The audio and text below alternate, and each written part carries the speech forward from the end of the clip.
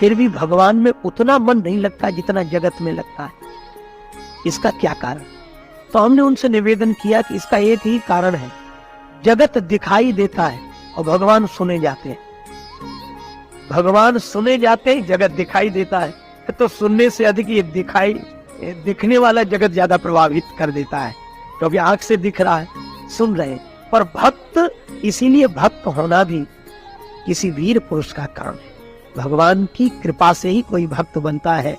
एक ने कहा, कामी क्रोधी लालची इनसे भक्ति न होए, भक्ति करे कोई सूरमा जाति वर्ण कुल खोए। भक्त तो भगवान की कृपा से कोई भक्त बनता है।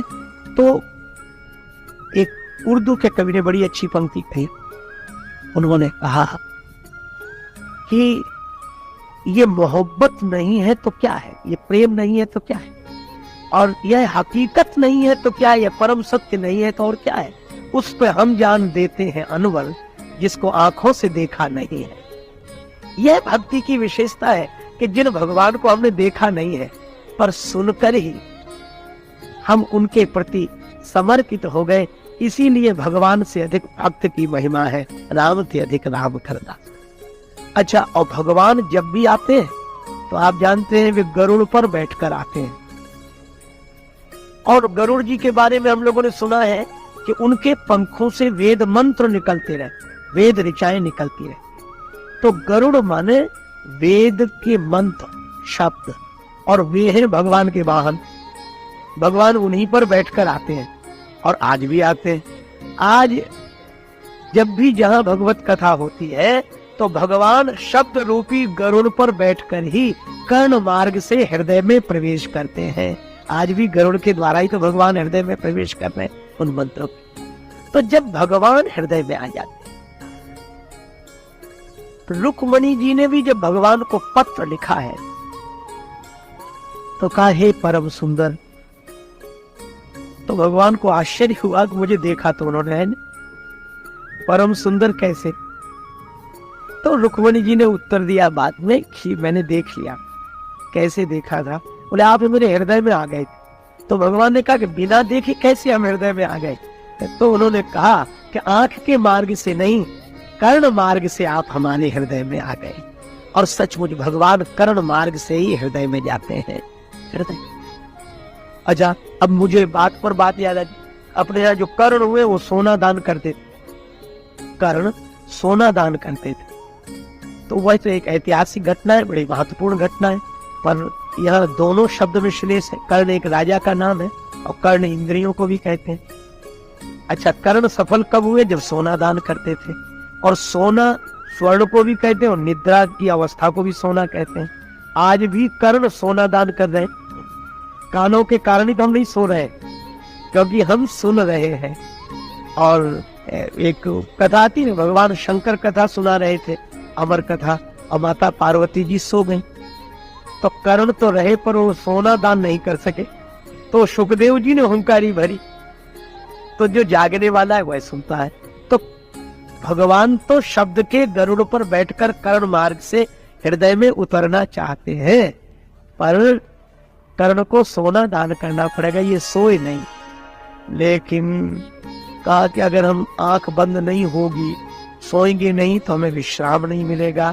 भगवान बोले कि हमारी भक्ति पर विश्वास करके आंख मूंद लो तो सोने का सुख मिल जाएगा, विश्राम मिल जाएगा। काहू के बल भजन है, काहू के आचार, व्यास भरोसे कुंवर के सोवत पांव पसार। ये जो है व्यास भरोसे कुंवर के सोवत पांव पसार, भगवान के भरोसे सोना। इसी को तुलसीदास जी ने कहा, सोवे सुख तुलसी भरोसे एक राम के। तो कहा यह जो भागवत धर्म है इसका पालन करना चाहिए। अब कहा कि इसका उपाय क्या है? बड़ी अच्छी बात है। यह तो ठीक है कि हम भगवान की भक्ति के मार्ग पर निश्चिंत होकर चले, पर यह भक्ति हमारे जीवन में प्रतिष्ठित रहे, इसका क्या उपाय? तो बड़ा सरल उपाय बताया, 2 उपाय बताए हैं। और उन दोनों की मैं चर्चा कर। इसमें कहा गया कायेन मनसा कायेन वाचा मनसा इंद्रियैर्वा बुद्ध्यात्मना वानुसृत स्वभावात्। काया से, काया माने शरीर से, वाचा माने वाणी से, और मन से इंद्रियों से, और आगे कहा गया वानुसृत स्वभावात् बुद्ध्यात्मना आत्मबुद्धि से, और अनुसृत जो हमारा स्वभाव चला रहा है कई जन्मों की देने के कारण जो स्वभाव है। मैं कहता हूं ऐसा अद्भुत स्वातंत्र कहीं नहीं, ऐसी सुविधा कहीं नहीं है। इसीलिए भक्ति सकल सुखानी, उसमें कहा जा रहा है कि काया से कायेन वाचा मनसा इंद्रियैर्वा, और आगे का बुद्ध्यात्मना वानुसृत स्वभावात् करोति यत् यत् सकलम परस्मै। तब क्या करे? नारायणायेति समर्पयेत तत्। यह कवि महाराज का उपदेश है। इसमें कहा गया कि शरीर से, वचन से, मन से, इंद्रियों से, अपनी बुद्धि से और अपने स्वभाव के अनुसार करोत यत यत, जो करो। अब यह अद्भुत बात है। धर्म कभी यह इजाजत नहीं देगा, धर्म कभी यह आदेश नहीं देगा कि जो तुम करो वही धर्म है। ज्ञान कभी नहीं कहेगा कि जो तुम करो वही ठीक है। योग कभी नहीं कहेगा जो विधि तुम करो तो ठीक है। यह भक्ति कह सकती। इसीलिए कवि महाराज कहते हैं कि यही भागवत धर्म की विशेषता है कि शरीर से, वचन से, मन से, इंद्रियों से, बुद्धि से और अपने स्वभाव से आप जो जो कर्म करते हैं वह भक्ति कैसे होगी? बोले बस एक काम कर लो। क्या? नारायणेति समर्पयेत तत्। वह सब भगवान को अर्पण कर दो, बस इसी का नाम भक्ति है। यही भागवत धर्म। अब भगवान को सौंपें कैसे, समर्पण कैसे करें? अब यह भी बात है। देखो, अपने स्वभाव से जो कर्म करें तो स्वभाव तो अच्छा नहीं है, तो क्या भगवान को सौंपने लायक है? अच्छा, यही बात गीता में भी कही गई। भगवान श्री कृष्ण ने अर्जुन से यही कहा, यत करोसि। यत करोसि माने जो करो, यदश्नासि जो खाओ, यद जुहोसि ददासि यत जो हवन करो और जो दान दो, यत तपस्यसि कौन्ते जो तप करो, तत् कुरुस्व मद अर्पणम, वह सब मुझे अर्पण कर दो। अर्पण कैसे करें? अर्पण करने का एक ही उपाय है। क्या? कि काया के माध्यम से, वचन के माध्यम से, मन के माध्यम से, इंद्रियों के माध्यम से और बुद्धि और स्वभाव के अनुसार जो कुछ हो रहा है उसे यह मानने कि इसके मूल में भगवान ही प्रेरक है, भगवान की प्रेरणा से हो रहा है। हे भगवान, आप ही सब कुछ करा रहे हैं। बस यह विचार आते ही भगवान के प्रति यह कर्म समर्पित हो जाए, क्योंकि आप करा रहे हैं। ना हम करता, हरि ही करता, हरि ही करता केवलम। हे प्रभु, यह आपकी प्रेरणा से हो रहा है और इसका फल भी आपको ही समर्पित है। यह है भगवान के प्रति समर्पण। और इसीलिए श्रीमद् भागवत के अन्य प्रसंग में द्रौपदी ने भी जो स्तुति की है भगवान की, योऽन्तः प्रविश्य मम वाचमिमां प्रसुप्तां संजीवयत् अखिल शक्तिधरा स्वधामना अन्याश्च हस्त चरण श्रवण त्वगादीन प्राणान नमो भगवते पुरुषाय तुभ्यम। उसमें कहा गया, द्रौपदी कहते हैं कि हे भगवान, मैं आपको प्रणाम करता हूँ और आपका स्वरूप कैसा है? योऽन्तः प्रविश्य, जो मेरे अंतःकरण में प्रविष्ट होकर, योऽन्तः प्रविश्य मम वाच, मेरी वाणी को, मिमां प्रसुप्ताम, और सोई हुई शक्ति को, गति देकर जो स्तुति करा रहे हैं और जिनके कारण ये मन बुद्धि इंद्रियां आदि कार्य करते हैं, ये प्राण जिनके द्वारा संचालित हैं, उन प्राणेश्वर प्रभु को मैं प्रणाम करता हूं। अब यहाँ बड़ी अच्छी बात है, स्तुति सुनने वाले भी भगवान है। भगवान नारायण जब प्रकट हुए तो ध्रुव जी स्तुति करना चाहते थे पर कर नहीं पा रहे, क्योंकि नन्हा सा बालक की स्तुति करना क्या जाने।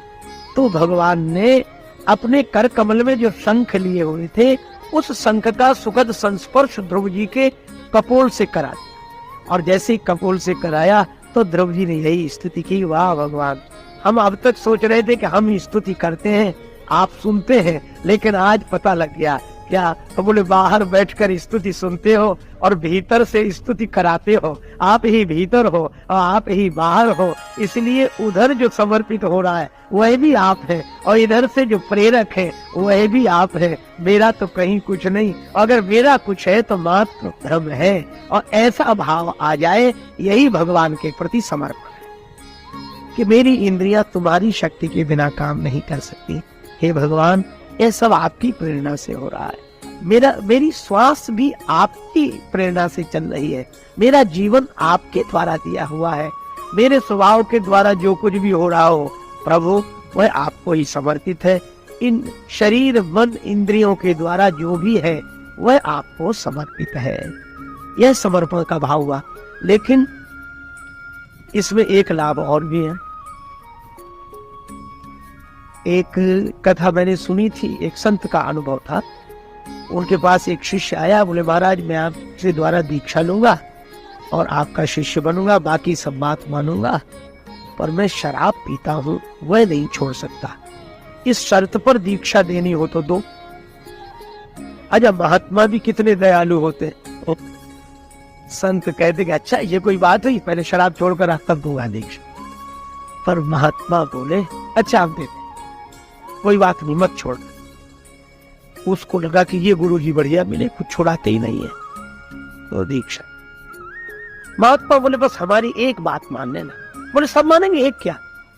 शराब नहीं। बोले एक काम करना। क्या? बोले जब शराब पिया करो तो हमें याद कर लिया करो, बस और कुछ पियो, खूब डट के पियो। उसको लगा जी ये तो साधारण सी बात, लेकिन वो साधारण नहीं थी बात। गुरु जी का संकल्प था, संत तो सुधारने का उपाय बता। अब वो शाम को उसकी आदत थी, तो जैसे ही शराब पीने बैठा, याद आ गई गुरु जी ने कहा हमें याद। अब जो गुरु जी का ध्यान किया तो उसे प्याले में इधर उधर वो गुरु जी का दिव्य स्वरूप दिखाई दे, उनकी बड़ी बड़ी आंखें दिखाई दे, मधुर मुस्कान दिखाई दे, और उसे ऐसे लगे जैसे गुरु जी वहीं खड़े कह रहे हो, क्यों शुरू कर दिया, पियो पियो, कोई बात नहीं पियो। उसको इतनी शर्म लगी, इतनी गिलानी हुई कि पी नहीं सका। 8 दिन बाद आ गया, बोले महाराज वो तो छूट गई। गुरुजी बोले हमने तो कहा नहीं था कि छोड़ो। बोले कहा तो नहीं था, पर आपकी याद करने से ही छूट गई। मैं भी आपसे यही कह रहा हूँ कि यद्यपि यह कहा गया कि आप अपने स्वभाव के द्वारा, मन इंद्रियों के द्वारा, वाणी और काया के द्वारा जो करें वह भगवान को अर्पण कर दें, लेकिन इसमें समर्पण के भाव से अगर करेंगे तो भगवान आपकी प्रेरणा से हो रहा है और आपके प्रति मैं यह समर्पण कर रहा हूँ। जैसे ही आप भगवान का चिंतन करेंगे, कोई भी कार्य हो और तुरंत सोच रहे कि भगवान की प्रेरणा से हो रहा है, भगवान का स्मरण होते ही कर्म अपने से पवित्र हो जाएगा। पवित्र कर्म करने की जरूरत नहीं, अपने से कर्म पवित्र होने लगे। अच्छा, इसको एक उदाहरण से और स्पष्ट किया जा सकता है। यही भक्ति भागवत धर्म की विशेषता है जो इन योगीश्वरों ने कृपा करके निमि महाराज के बहाने हम सब लोगों को समझाई, उपदेश दिया। देखो, जैसे किसी आदमी से बेहोशी का अभिनय कराना है ना, और उससे कहें कि देखो तुम ऐसे झूम कर चलना जैसे शराबी चल, और ऐसे बोलना जैसे शराबी बोल, और बार बार ऐसे गिरना, और ऐसे तो कई बातें सिखानी पड़ेंगी। क्या कैसे करना, बोलना कैसे, झूमना कैसे, गिरना कैसे, और कई बातें सिखानी पड़ेंगी। और हम कहते हैं कि इतनी बातें सिखाने की जरूरत ही नहीं, थोड़ी पिला दो। अगर उसे ये बातें सिखाने की जगह थोड़ी सी शराब पिला ही दी जाए तो फिर उसे और कुछ नहीं सिखाना पड़ेगा। शराब भीतर जाते ही कोई होश का काम कर ही नहीं सकेगा, वो वैसे ही झूमने लगेगा, वैसे ही बोलने लगेगा, वैसे ही गिरने लगेगा। क्यों? शराब भीतर गई। तो शराब पीने वाले को अगर पिला दी जाए तो उसे बेहोशी सिखानी नहीं पड़ती। यही यहाँ कहा गया। जैसे रामचरितमानस में जहां स्नेह सुरा सब छाके, भगवान की भक्ति भी मदिरा है। इसीलिए शराब भीतर जाते ही आदमी होश का काम नहीं कर सकता। ठीक इसी तरह भक्त को उपदेश देने की जरूरत नहीं कि तुम अच्छा काम करना, गलत नहीं करना, ऐसे चलना वैसे चलना, उसे धर्म सिखाने की जरूरत ही नहीं। थोड़ी भगवान की भक्ति की मदिरा पिला दो। शराब भीतर जाती है तो आदमी होश का काम नहीं कर सकता, और भगवान की भक्ति की मदिरा भीतर जाएगी तो आदमी बेहोशी का काम नहीं कर सकता, गलत काम नहीं कर सकता। इसलिए एकमात्र भक्ति ही सर्वोत्तम है। और इसीलिए भक्तों के लिए कोई नियम नहीं। कोई नियम का अर्थ यह नहीं कि भक्त स्वच्छंद हो गया। कोई नियम का अर्थ यह नहीं है कि भगवान का भक्त वही है जो कुछ भी करे तो भी भक्त, कुछ भी करे तो भी भक्त है। गीता में एक और अद्भुत बात कही, अपचेत सुदुराचारो भजते माम अनन्य भाव साधुरेव समन्तव्या। अब ये बड़ी अटपटी बातें हैं जो समझ में नहीं आती। भगवान ने कहा अपचेत सुदुराचारो, कितना भी दुराचारी हो, कितना भीतरा। और दुराचारी में भी एक विशेषण लगा दिया, सुदुराचारी। और सुदुराचारी माने उस जैसा अभ्यस्त कोई दुराचारी दूसरा न हो, सुनियम पूर्वक दुराचार करने वाला। भगवान बोले अगर वह मेरा भजन करता है तो उसे साधु समझना। लो, अब इसको कहीं भगवत विरोधी या उस तरह के लोग सुने तो उनको तो यह शस्त्र मिल जाए कि वाह, यही गीता में कहा गया। लेकिन भगवान की वाणी बहुत महत्वपूर्ण है। भगवान की वाणी भगवान की कृपा से ही समझ में आती है, और भगवान की कृपा संत के मिलन के रूप में, बिनु हरि कृपा मिल ही नहीं संत। यहाँ भगवान यह कह रहे हैं कि कितने ही दुराचारी हो, अगर मेरा भजन करे तो उसे साधु मानना। कहा क्यों? बोले मानना ही पड़ेगा, हो ही जाएगा साधु। कैसे? बोले ये दुराचार कब छूट जाएगा? बोले उसे सिखाना नहीं पड़ेगा कि दुराचार छोड़ो, वह तो हमारी भक्ति की मदिरा पिएगा, भक्ति के नशे में जाएगा तो अपने आप अच्छा काम करने लगेगा, वह साधु हो ही जाएगा। इसीलिए श्री बिंदु जी महाराज ने लिखा है कि हमारी तो मस्ती का कारण ही यही है। क्या मिला है मुझको किस्मत से ख्याले रिंद मस्ताना, पिया करता हूँ हरदम शाम की उल्फत का पैमाना। श्री कृष्ण के प्रेम का नशा करता हूँ। मिला है मुझको किस्मत से ख्याले रिंद मस्ताना, पिया करता हूँ हरदम शाम की उल्फत का पैमाना। और मजा है बेखुदी का ये कि मैं दुनिया में हूँ लेकिन न जाना मैंने दुनिया को, न दुनिया ने मुझे जाना। न जाना मैंने दुनिया को, न दुनिया ने मुझे जाना। आहा, और हमें तो अपने यार के दीदार से मतलब, मेरा कन्हैया, मेरा मोहन, मेरा कृष्ण सर्वत्र है। मुझे तो अपने यार के दीदार से मतलब, चाहे मंदिर या मस्जिद हो, चाहे काबा या बुतखाना। और आगे कैसी अनोखी बात कही, हमेशा बस यही रिश्ता चाहता हूँ प्यारे मोहन से। हमेशा बस यही रिश्ता चाहता हूँ प्यारे मोहन से, मैं उनको दिल रुबा समझूं, वो समझे मुझको दीवाना। और नहीं है बिंदु आंखों के मोम, दिल मोती के दाने हैं, विरह की आग में पड़कर पिघल जाता है हर दाना। यह भक्ति का मार्ग, यह प्रेम का मार्ग, यह जो मैकदा है, यह भक्ति की मदिरा पिलाई जाती है। आहा, हस्ती है मैकदे में, मस्ती है मैकदे में, और दीवानों की तो पूरी बस्ती है मैकदे में। और इस मैकदे में आके कोई होश में रह ले, जगत का होश नहीं रहता। क्यों? इस मैकदे में आके कोई होश में रह ले, खुद होश की भी कुछ नहीं हस्ती है मैकदे में। और दुनिया में नहीं मिलती, मिलती तो बड़ी महंगी, मस्ती वही है लेकिन सस्ती है मैकदे में। और राजेश हो भंवर में, लगे पार या कि डूबे, परवाह नहीं जब से कश्ती है मैकदे में। और यह मदिरा पीता हूँ मैं, शराब सरेआम पीता हूँ, जब भी वक्त मिलता है सुबह शाम पीता हूँ। दुनिया के मैखाने मुझे अच्छे नहीं लगते, मैं तो मुर्शिद के मैं कदे मैं जानती हूं। लौकिक शराब पीने वाला होश में नहीं रहता और भगवान की भक्ति की अलौकिक मदिरा मन से पीने वाला व्यक्ति बेहोश नहीं रहता। और इसीलिए यहां कहा जा रहा है कि काया वचन और मन इंद्रियां, कायेन वाचा मनसेन्द्रियैर्वा बुद्ध्यात्मना वानुसृत स्वभावात् करोति यत् यत् सकलम परस्मै नारायणेति समर्पयेत् तत्। और समर्पण ये कि जो भी कर्म करने जाए उसके पहले भगवान का स्मरण कर ले। प्रभु आपकी प्रेरणा से हो रहा है, और भगवान का स्मरण आते ही अपने आप कर्म पवित्र हो जाएगा। जैसे एक उदाहरण दिया जाए, एक संत से किसी ने पूछा कि क्या खाएं, तो लोग बता देते कि ये खाओ इससे स्वास्थ्य ठीक रहेगा, ऐसे चार्ट बनाते हैं। और हमारे संतों ने भक्तों ने भी बड़ी सुंदर व्यवस्था की कि देखो भोजन की शुद्धि अपने आप हो जाएगी। वो बोले हम क्या खाएं? महात्मा बोले एक काम करो, जो तुम्हारा मन हो सो खाओ, यदश्नास, जो खाना हो खाओ, पर एक काम करना। क्या? बोले भगवान को भोग लगा कर खाया। भगवान को भोग लगा कर, उसने कहा लगा दे, पर परेशान हो क्या हो? अब उसको जो खाने की आदत थी, अब उसको लगा कि भगवान को भोग लगा के खाना, तो अब बड़ा परेशान हुआ कि भगवान खाते भी हैं कि नहीं। तो भगवान को ऐसी वैसी चीज तो दी नहीं जा सकती। तो भगवान से जुड़ते ही जैसे भोजन अपने से पवित्र हो गया, इसी तरह भगवान से जुड़ते ही कर्म पवित्र हो जाता है, भगवान से जुड़ते ही जीवन पवित्र हो जाता है। तो यह कहा गया कि जो कुछ भी करें उसे भगवान से जोड़कर करें। नारायण हेति, भगवान नारायण के प्रति समर्पयेत् तत्, वह समर्पित कर दें।